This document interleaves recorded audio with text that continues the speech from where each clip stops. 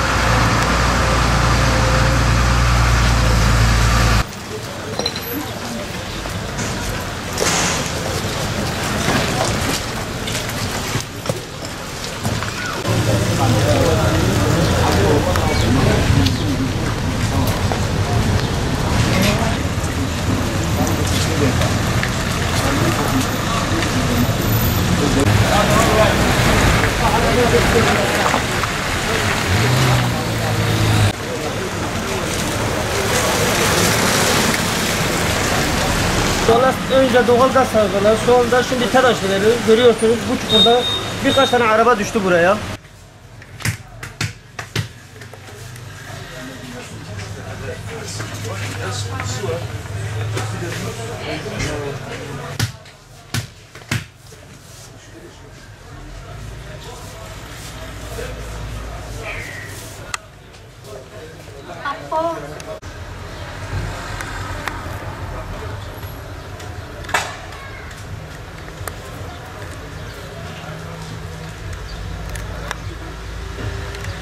İşte yani bilmem bu arabalar zarar görüyor. Yazık değil mi bu insanlara?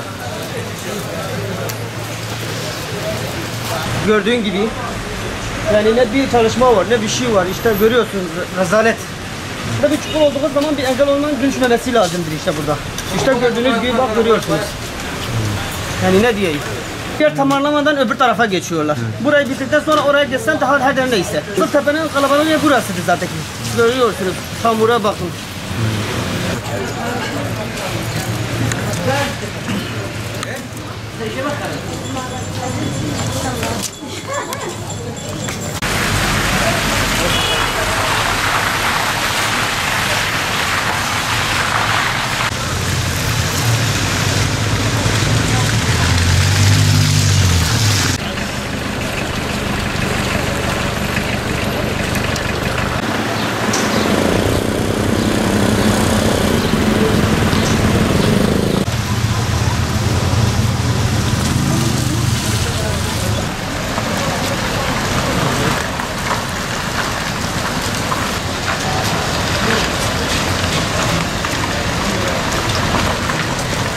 Ama şu anda trafik allak bullak, her taraf çamur, yağmur geliyor, vatandaşlar perişan, esnaf olarak biz de perişanız.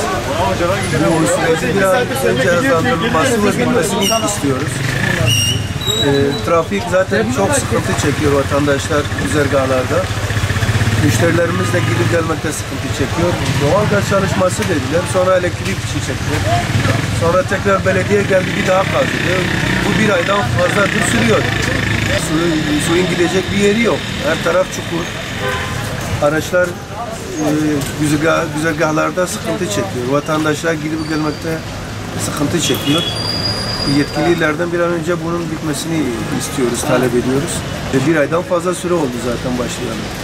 Bize buralar bir 10-15 gün içerisinde bitirilecek dedik.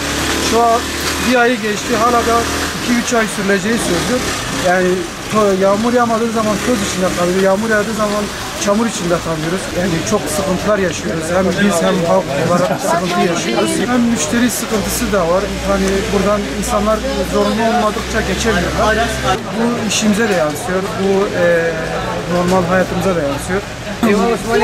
Bu hali görüyorsunuz tabii. Bu halin mesela her tarafın yağmalanıp yıkılması gibi. Sanki Suriye'den Suriye Savaşı'nda yaşıyormuşuz gibi. Her taraf çamur, her taraf yıkıntı, göçük üzerinde. Bir yeri bitirmeden başka yere bir başlıyorlar.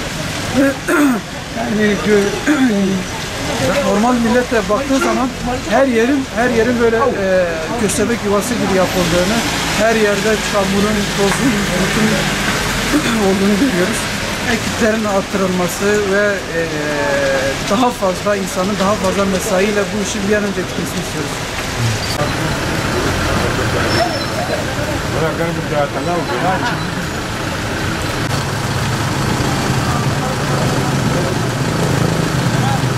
Az önce mahalleden yürüdüm.